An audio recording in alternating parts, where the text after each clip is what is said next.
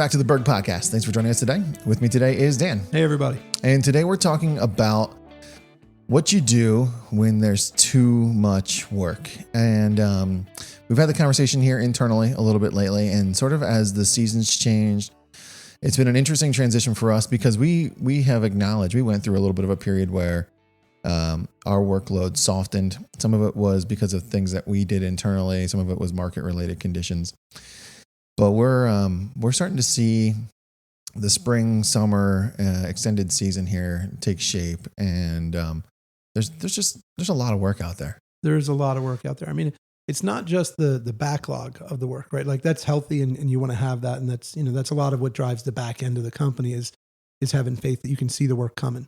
But what we're really struggling with now is we took on jobs, and I think we did a pretty good job of still being selective as we came out of that period where we were not as busy as we were used to. It was a conscious decision based on a few different factors. We decided to focus on what we had, get it right, and we'll get ourselves back to being full bore again. And we've reached that point. The guys would argue we're a crew short right now. But then you get to a point where, okay, we've won this work, but there continues to be work. And the really hard part is it's work that I would really want to do. Sure. We're the kind of work where I come to Brian and I'd be like, hey, this is all three things of the things we want. This is what we want, where we want, with people we want. Or some of them, quite honestly, that I'm looking at, I'm like, okay, Brian, this isn't really what we want. It is what we want. And it's an area we have looked at and we're well aware of, but it's not with people we know. Sure. But I feel good about it. And we look at it and it's like, okay, but it happened this morning. And you were like, okay, but how would we do this? And I was like, well, it's the job, right? Is we got to go find the work. There has to be people. And, I can make all the positive arguments and be optimistic about it. And I've heard people say, like, choose to be optimistic. I could choose to be optimistic and say, listen, if we can get the work, we will find qualified people. And now equipment is not at a dead standstill where I can't rent it. So I could get the equipment. We can make this work. But the hard part, when you really internally really try and own that thinking, is to say, okay, so I'm saying I'm going to go get more people, but I can't get the more people right now. I can't. Our team calls me and says, hey, we could use another dozer operator, another excavator operator. I said, well, I understand, but I can't find any dozer excavator operators. I'm trying. Right. We're interviewing lots of people. I was actually at a function last week. And I was talking with a business owner, completely different market, but small business owner, built the business himself, sort of similar to Ford, family business. And he said he interviews 80 people a month, hoping to get 2. He said, my whole job has basically become just interviewing people, hoping that I can get 2 qualified people. And it's like, that's a heck of a ratio. That's like an impossible. That's like an impossible ratio. Yeah. I mean, you're close to 100. You know what I mean? We could both do the math, but it's because we like to say, like, if we have to interview 8 to 10 people and we find a qualified applicant, that's good. You know what I mean? So that, you math that out, as Heath would say, and it works. It's not great. I'd love to interview 4 people and get a qualified applicant. You know what I mean? Right. Yeah. But the reality is that you're interviewing all these people. Now we could offset that. You know what I mean? Because we could just say to Tracy, like, listen, I only want to interview people who have, more than 5 years experience, live within 10 miles of our shop, are willing to do this, can do all these things and want to work for this amount of money. And it would be fine. I would probably hire every person that I interviewed, but I'd probably only interview one person every 3 months. You know what I mean? And so like right. I don't know what you do in that scenario, but what it really all drives back to is the work, is that there's so much work. I mean, right. And the amount of work is troubling in some ways because, one, like you said, some of it is work we definitely would be interested in doing if we had the right crew makeup and talent available. But I do think that amount of work available for all contractors is compounding some of that labor issue where they say, like, we have to say no to things we would normally say yes to because we can't find the right people to do the work. Yeah, for sure. I was listening to Brian News. I listen to Bloomberg radio sometimes when I'm in the car. And I was listening to it, and it was a conversation between a conservative Columbia economics professor, which seems kind of odd because Columbia is not known for conservatism necessarily. Yeah, right. And Michael Smerconish. And they were talking about a couple of things, but one of the things they were saying is that all the models that the Fed is using may have no relevance right now because they're all built on things that the givens aren't true right now.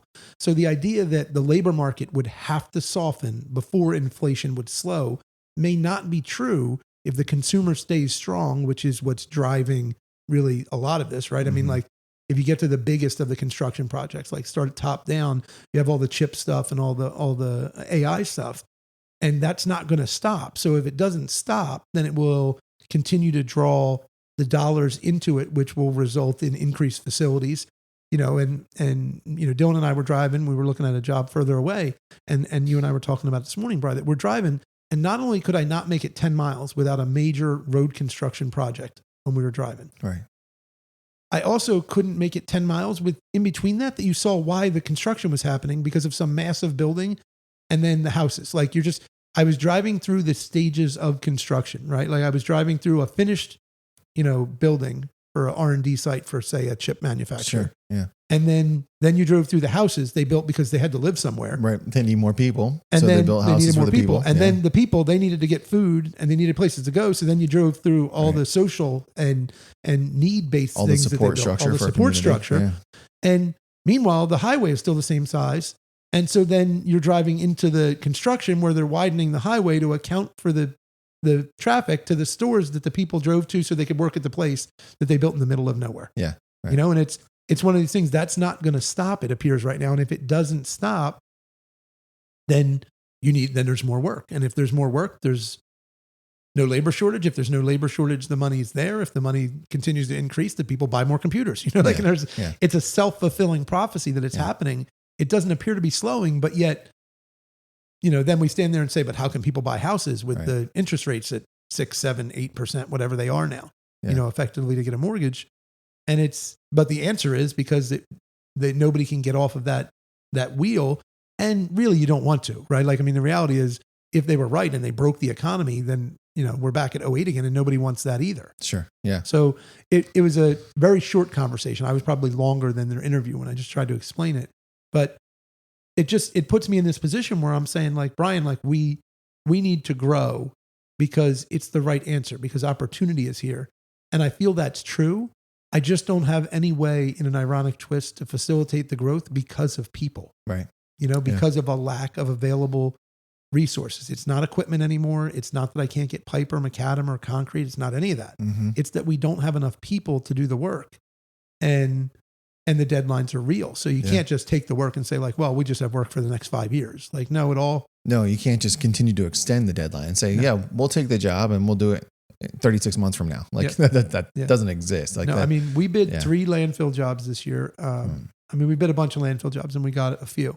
Yeah. But we bid 3 specifically that I'm thinking of that all had schedules that if you honestly ask anyone that bid the job and probably the owner and the engineer, they would all say were virtually unachievable and unreasonable. But they all were awarded and people went low on some of them to get the work that they wanted, which brings like the craziness that we talked in another podcast about that. But the project Dylan and I were looking at, we were talking about, could we double shift the entire project? So what if you ran 2 10-hour shifts? Because I said it was unreasonable to run 3 8s because you can't actually run equipment 24 hours a day. It'll just break. Right. Who's going to service it? It's not going to last. It's not realistic. Right. I was like, but in some way I thought maybe 2 10s would be realistic because it would give the equipment 4 hours to cool off just a little bit. Somebody could work on it and make sure refuel, and we were talking about it and we were talking about another project that we had heard that a contractor was moving 30 to 40,000 yards of dirt a day. Whoa. So, I mean, normally in our area, guys are moving 2,500 to 5,000-6,000. I mean, if you're really rolling, you can, in Southeast PA, you could move, if you could find the dirt to move on one of the big sites and you get the pans and the scrapers and, you go to Ohog, you could do it. And I was like, that person's got to have their math wrong. And Dylan and I stopped to grab lunch and, we like get our phones out as calculators and we're like, okay, let's back into this number. And it's feasible. You could, based on what I know they're doing, it's probably true. They are moving 30 to 40,000 yards a day, running basically 3 shifts. They're just running 24 hours a day with enough extra equipment that when something breaks, they put it in the on-site shop and fix it. But you don't do that. It is mathematically not more profitable to do it. It's just that it allows you to do the work at the schedule they want. Right. But you think about how unsustainable that is for employees. You know what I mean? Because even if you're only working the one shift, you're now trying to run a company you're running 3 companies. Right. Right. You're running a company that works the normal day shift, a company that works a night shift, and a company that works a graveyard shift. And like an overnight. Yep. Right. Mm-hmm. Yeah. And you're trying to use the same equipment to do that. It becomes very complex. So one would think that people build the bids in a way that it's profitable enough that it makes sense. But given the choice, even in that scenario, you would rather just have it be a 3-year project that you could run, or a 2-year project and you run 12-hour days, which is still a lot on guys on the crews. But it's the way construction has happened for the last 100 years. Yeah. Right. Yeah. It's a more expected schedule, especially in a busy season, right? Especially in a busy season. Yeah. So And that's what we actually pulled the calendar when we were doing it, looking at this one job. And I said, we went through and roughly came up with what the project schedule would be, critical path, roughly what it is. And we've all done it long enough that we can get there. We can do that pretty quickly. And I was like, okay. And then I, Googled, okay, give me the calendar that pulls up the dates between, because we weren't here. I was working off my phone, and I pulled it up, and I was like, okay, so the problem is we only have 92 days, and you have 100 days if it doesn't rain from July until December 1st or whatever the math was. And I was like, so first we can't get it done. You'd have to shrink it. And I was like, and it created, and that was only the step to get us to allow for winter, to then do another task that mathematically couldn't be completed in the window they wanted. So it's just really interesting. You look at it and then you come up with a solution of how you're going to do this. And then what's really hard, I think, for the teams in the field is then you get to, we have a project going that the deadline is today for one phase of it. Right. And you get to today, and you're like, we got to get there. Like, how could this have not gone right? And then if you actually went back and looked at your own schedule, you would have said like, okay, well, we assumed there was, that it would only rain once every 10 days, and it rained twice every 10 days. Like, okay, well, that just cost us, 2 weeks. Yeah. And so you sort of go through that process and you realize how unlikely the schedule you built was, but you built it because you had no other choice. If they said, give me a real schedule, we could do it. You just wouldn't have your project for another 6 to 8 months. Right. Yeah. And you deal with it a lot more than I do. Like when you're going into a bid and that exists, there's not room, especially like in a lot of these closed bid, hard bid, like there's no room for that conversation, right? I mean, there's not, the question could be asked, I guess, in advance, but anyone who wants the work is going to say, like, we'll figure it out, or we'll assume that there'll be some sort of accommodation. So we'll go through like the exercise of this, because I just did it yesterday, right? And so this owner actually said, here's the date we need it, and had a real hard reason why it had to be that date. And if you don't hit it, we have a plan in place of what will happen.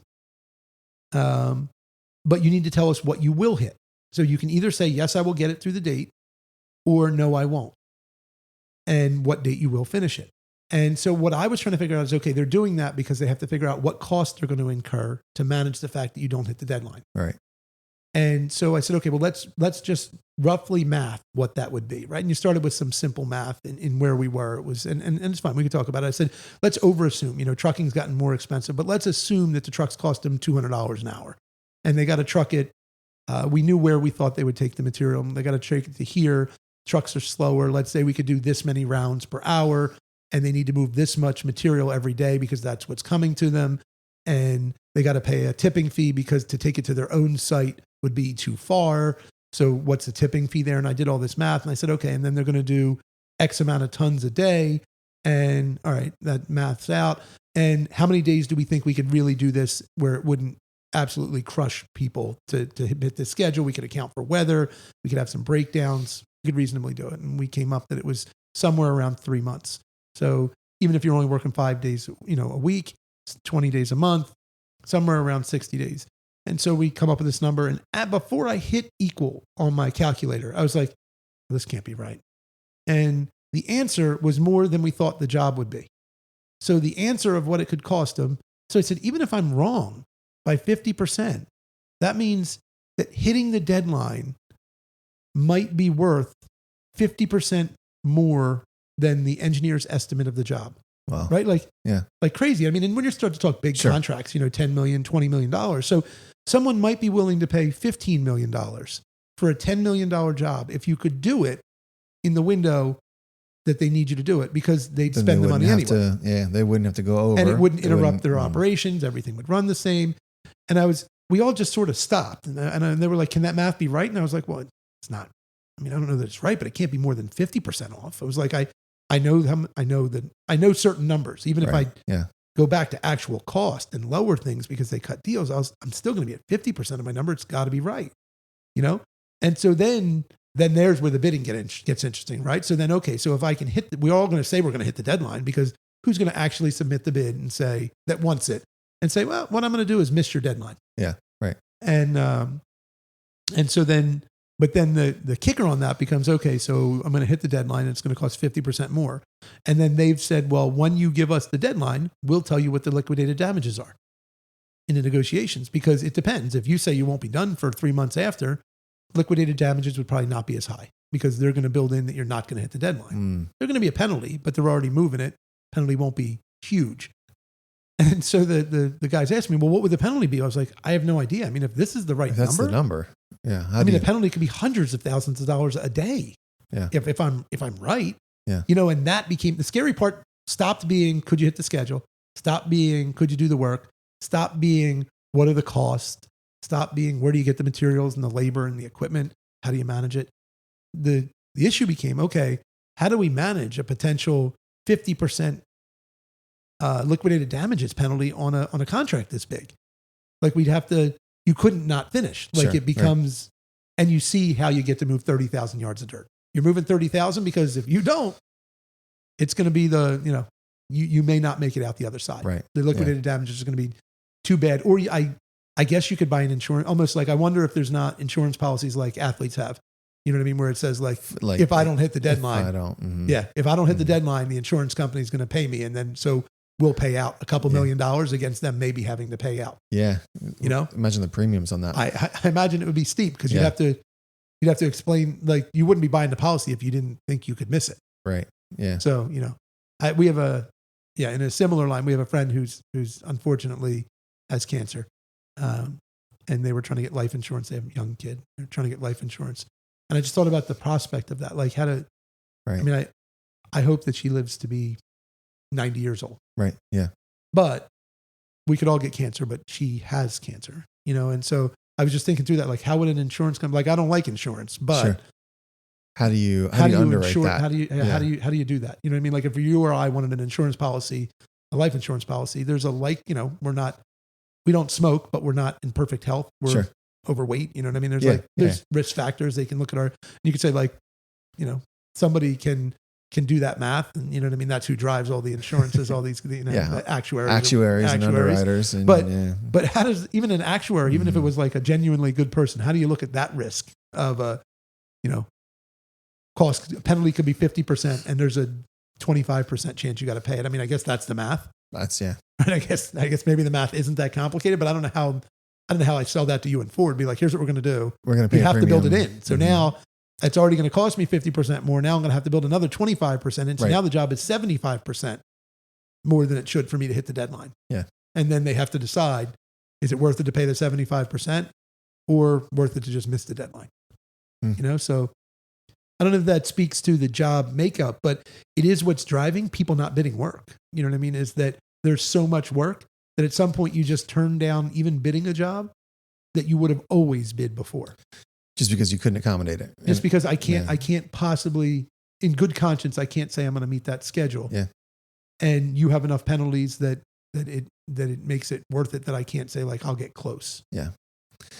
As someone who does a fair amount of estimating or supporting our estimating team, how do you factor that in, when the work continues to come across the table? You sit in a meeting with our estimators, talk about progress on current bids, likelihood of winning bids, things coming out.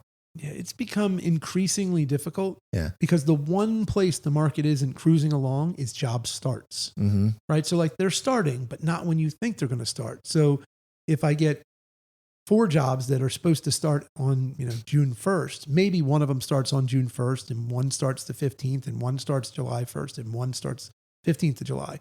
So by that argument, well, then I needed 2 jobs to start June 1st. So I better get another job, right? In other words, and you play that each time, but then at some point you get to the uncomfortable position of realizing, like, what are you going to do? In the private world, it's not as bad, right? Because in the private world, you can just, before you sign the contract, say, like, this is my window, my scheduled availability. And we've seen that over the past where we say we are prepared to start, October 1st. If you get to September and you're not ready to start, I'm not going to say that we're not available, but I am going to say you were on the schedule for October 1st. We're going to have to go have the crew do something else. And we'll come back to you when you're ready and we're available. And in the private sector, usually you can work that through and try and manage as best you can. Sure. But the public sector, you're supposed to start when you're going to start. There's heavy liquidated damages on the back. You got to start. So it becomes tricky. But I think you just have to continue to look at talking and being honest, communicating with the person you're bidding with to say, we're really interested in this project. And is your schedule reasonable? Can we meet it? And just be honest with them about what your capacity is, and be honest with yourself about not completely overloading. Yeah.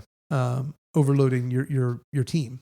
But it is hard because there's work there. And, the reality is, while you and I do a lot of different things at the company, at the end of the day, my job is still get work done, win work, money in. And an estimator's job is to estimate. And his job is certainly not to estimate and lose. But we always say we don't need practice. I don't need our estimators sitting there just turning bids that are not competitive just so that they're ready when we need a competitive bid. So that's the really hard part for them is, it's like when you slow down and there's not enough work and the operators can't operate. You know what I mean? An estimator is going to estimate. That's what they have to do. Yeah. So you got to keep estimating.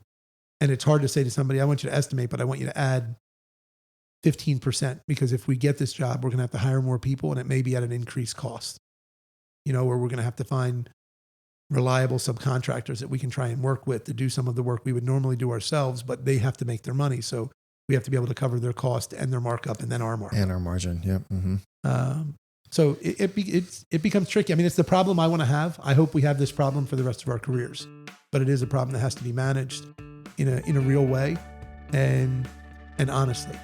Because it's hard to turn down good work with people you want to work for. But it's also hard to sit in a room with somebody and say, we're just not going to hit your deadline. Right. Yeah. Well, that's probably a good place to wrap it up. Thanks for joining us today, folks. We hope you got something from this, and we hope you come back for another episode.